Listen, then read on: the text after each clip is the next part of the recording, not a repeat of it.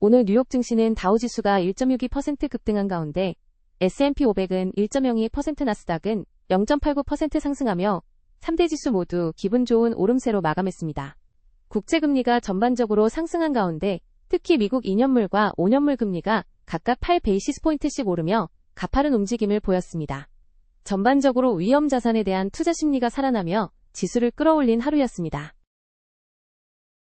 트럼프 대통령이 이란 항구에 대한 해상 봉쇄를 유지하고 새로운 군사적 옵션을 검토하면서 국제 유가가 배럴당 126달러를 돌파하며 4년 만에 최고치를 기록했습니다. 브렌트유 선물은 한때 126.41달러까지 치솟았으며 현물 시장에서는 실물 확보 경쟁으로 인해 144달러에 거래되는 등 금융시장과 실물 경제의 괴리가 커지고 있습니다. 트럼프 대통령은 이란이 핵 프로그램을 완전히 포기하지 않는 한 합의는 없을 것이라고 강조했으며 오늘 중부사령관을 만나 특수부대 작전이나 극초음속 미사일 사용 등 추가 대응 방안을 논의할 예정입니다. 알파벳과 아마존, 마이크로소프트, 메타 등 주요 기술 기업들이 일제히 실적을 발표한 가운데 인공지능 인프라 구축을 위한 자본 지출이 시장의 화두가 되었습니다. 알파벳은 클라우드 사업의 가파른 성장과 수주 잔고 급증에 힘입어 주가가 6% 이상 상승한 반면 메타는 부품 가격 상승과 공격적인 AI 투자 계획으로 인해 자본 지출 전망을 상향하면서 주가가 10% 가까이 폭락했습니다. 마이크로소프트와 아마존 역시 AI 수요를 감당하기 위해 데이터 센터 확장에 천문학적인 비용을 쏟아붓고 있으며 이들 4개 기업의 올해 합산 투자 규모는 6천억 달러를 넘어설 전망입니다. 제이 파월 연방준비제도 의장이 5월 15일 임기 종료 후에도 이사회 이사로서 계속 봉사하겠다는 뜻을 밝히며 유임을 결정했습니다. 파월 의장은 연준건물 개보수 관련 조사가 완전히 마무리될 때까지 기관의 무결성을 지키기 위해 남겠다고 설명했으나 스콧 베센트 재무장관은 이를 연준의 규범을 위반하는 이례적인 결정이라며 강하게 비판했습니다. 한편 차기 의장 후보인 케빈 워시는 상원은행위원회의 인준을 통과해 전체 회의 표결을 앞두고 있으며 연준은 인플레이션과 에너지 가격 상승을 이유로 금리를 다시 한번 동결했습니다. 미국의 1분기 국내 총생산 성장률이 연율 2%를 기록하며 지난해 말의 부진에서 벗어났으나 시장 예상치에는 미치지 못했습니다. 이번 성장은 주로 기업들의 AI 관련 설비 투자와 지식재산권 제품 지출이 견인한 것으로 분석되며 일반 소비 지출은 고물가와 구매력 저하로 인해 둔화되는 양상을 보이고 있습니다. 특히 부유층은 여전히 소비를 지속하고 있으나 저소득층은 높은 에너지 가격과 생활비 부담으로 어려움을 겪는 경제적 양극화 현상이 뚜렷해지고 있으며 미국의 국가 부채가 GDP 규모를 넘어서는 재정적 임계점에 도달했다는 경고도 나오고 있습니다. 역사상 가장 길었던 미국 정부의 부분 셧다운이 하원의 국토안보부 예산 지원 법안 승인으로 종료 단계에 접어들었습니다. 하원은 해양경비대와 재난관리청 등 주요 기관의 운영을 재개하기 위한 예산안을 통과시켰으나 이민세관집행국과 국경순찰대 예산은 이번 안에서 제외되어 별도의 입법 과정을 거칠 예정입니다. 이번 조치는 백악관이 오늘 이후 국토안보부 직원들에게 급여를 지급할 자금이 바닥났다고 통보한 직후 긴급하게 이루어졌으며 향후 3년 반 동안 이민집행에 700억 달러를 투입하는 계획이 포함되었습니다. 제임스 코미 전 FBI 국장이 트럼프 대통령의 생명을 위협한 혐의와 관련된 2가지 연방 범죄 혐의로 법정에 처음 출석했습니다. 이번 사건은 코미 전 국장이 인스타그램에 올린 사진 속 조개 껍데기 배열이 대통령 사례를 암시하는 특정 숫자를 나타냈다는 의혹에서 시작되었으며 비판론자들은 이를 명백한 위협으로 간주하고 있습니다. 코미 전 국장은 법정에서 답변을 유보하며 혐의를 부인하는 취지의 입장을 보였고 정부 측은 별도의 구금 요청을 하지 않았으며 향후 변론 기일이 정해질 예정입니다. 사우디아라비아 국부펀드가 이번 시즌을 끝으로 리브 골프리그에 대한 재정 지원을 중단할 계획인 것으로 알려져 골프계에 충격을 주고 있습니다. 지난 4년 동안 약 50억 달러를 투입하며 PGA 투어의 스타 선수들을 영입해 스포츠 경제 구조를 흔들었던 리브 골프는 이번 결정으로 사실상 종말을 맞이할 위기에 처했습니다. 이는 사우디 측이 스포츠 투자 전략을 재검토하는 과정에서 나온 조치로 보이며 분열되었던 프로골프계의 통합 논의에 새로운 변수가 될 것으로 보입니다. 영국의 찰스 국왕과 카밀라 왕비가 역사적인 국빈 방문의 일환으로 뉴욕을 방문해 11분의 9 메모리얼을 참배하고 주요 기업 리더들과 만남을 가졌습니다. 찰스 국왕은 워싱턴 의회 연설을 통해 양국의 특별한 관계와 나토의 중요성을 강조했으며 트럼프 대통령과의 만남에서도 정치적 중립을 지키며 세련된 외교 메시지를 전달했다는 평가를 받았습니다. 최근 이란 전쟁 지지 여부와 관련해 양국 간 긴장이 감돌기도 했으나 이번 방문을 통해 경제와 안보 분야에서의 강력한 유대를 재확인했습니다.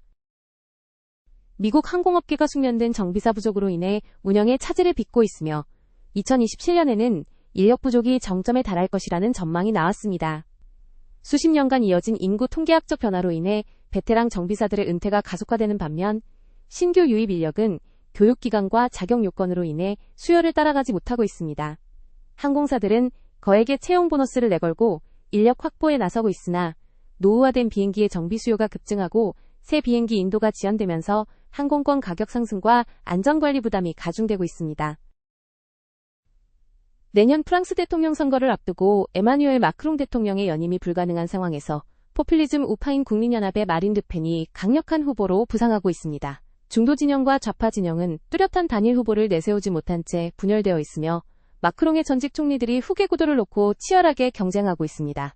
유럽의 중심인 프랑스의 포퓰리즘 정부가 들어설 가능성에 대해 국제사회의 관심이 집중되는 가운데 7월에 있을 르펜의 공직 출마 자격 관련 판결이 이번 선거의 최대 분수령이 될 전망입니다. 모건 스탠리의 글로벌 채권 리서치 책임자인 앤드류 시츠에 따르면 이번 실적 발표 시즌에서 가장 주목해야 할 핵심 지표는 기업들의 설비 투자, 자본, 지출 CAPEX, 규모라고 합니다. 알파벳, 아마존, 마이크로소프트, 메타 등 시가총액 합계가 12조 달러에 달하는 거대 기술 기업들이 AI 모델 구축을 위한 칩전용 냉각 및 연결장치 등 인프라에 막대한 자금을 쏟아붓고 있기 때문입니다.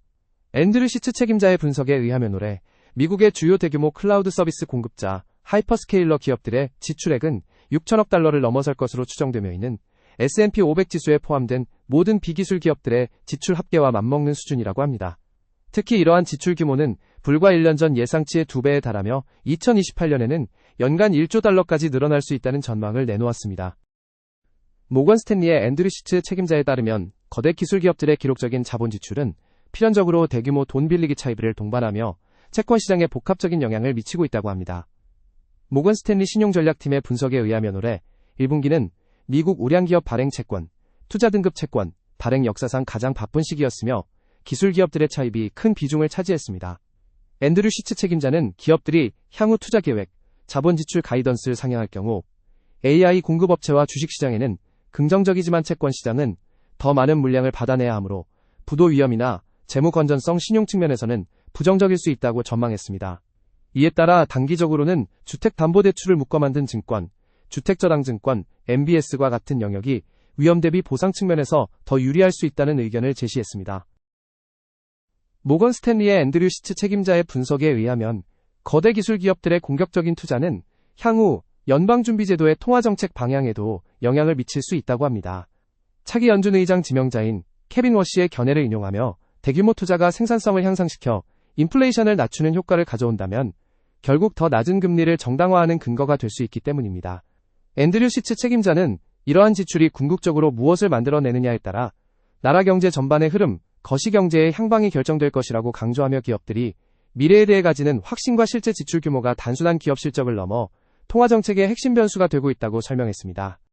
오늘 S&P 500 종목 중 가장 눈에 띄는 상승을 기록한 종목은 퀀타 서비스인 PWR로 무려 15.78% 폭등했습니다. 이어 퀄컴 QCOM이 15.11%, 테라다인 TER이 12.11% 오르며 반도체와 인프라 관련주의 강세가 돋보였습니다. 반면 하락 종목으로는 윌리스 타워스 왓슨인 WTW가 11.69% 하락하며 가장 부진했고 인터내셔널 페이퍼인 IP가 9.41%, 메타 플랫폼스 META가 8.5% 밀려나며 대형 기술주 중에서는 차별화된 흐름을 보였습니다. 섹터별로 살펴보면 산업재 섹터가 2.74% 오르며 가장 강력한 탄력을 보여주었고 유틸리티가 2.56%, 헬스케어가 2.21% 상승하며 그 뒤를 이었습니다. 반면 IT 섹터는 0.25% 상승에 그쳐 상대적으로 오름폭이 작았으며 금융 섹터가 0.40%, 소재 섹터가 1.00% 상승하며 시장 평균 대비 다소 아쉬운 성적을 거두었습니다. 주요국 ETF 수익률을 보면 한국 EWI가 4.42% 급등하며 독보적인 수익률을 기록했고 일본 EWJ가 2.64%, 중국 MCHI가 1.30%, 미국 SPY가 0.99% 상승하며 아시아 시장의 강세가 뚜렷했습니다.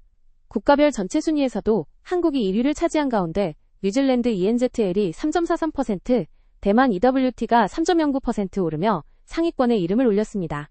반면 UAE가 1.64% 하락하며 가장 부진했고 카타르 QAT가 0.90%, 콜롬비아 GXG가 0.65% 하락하며 하위권에 머물렀습니다. 이번 주 주요 기업 실적 발표 일정입니다. 4월 27일 월요일에는 손엔도 등의 실적 발표가 예정되어 있습니다. 4월 28일 화요일에는 마클 그룹, 페어 아이색, 르네산서 홀딩스 등의 실적 발표가 예정되어 있습니다. 4월 29일 수요일에는 에버스트 그룹, 휴마나, KLA, 리제너런 파마시티컬스, 올스테이트, 에이비스 버짓 그룹, 리티아 모터스, 메타 플랫폼스 등의 실적 발표가 예정되어 있습니다. 4월 30일 목요일에는 샌디스크, 그룹 1 오토모티브, 월드 억셉턴스, 파커 해니핀, 시그나, LI 릴리 앤드 등의 실적 발표가 예정되어 있습니다. 5월 1일 금요일에는 Affiliated Managers Group 등의 실적 발표가 예정되어 있습니다. 투자자 여러분의 일정 관리에 참고하시기 바랍니다. 지금까지 2026년 5월 1일 주요 경제 뉴스였습니다.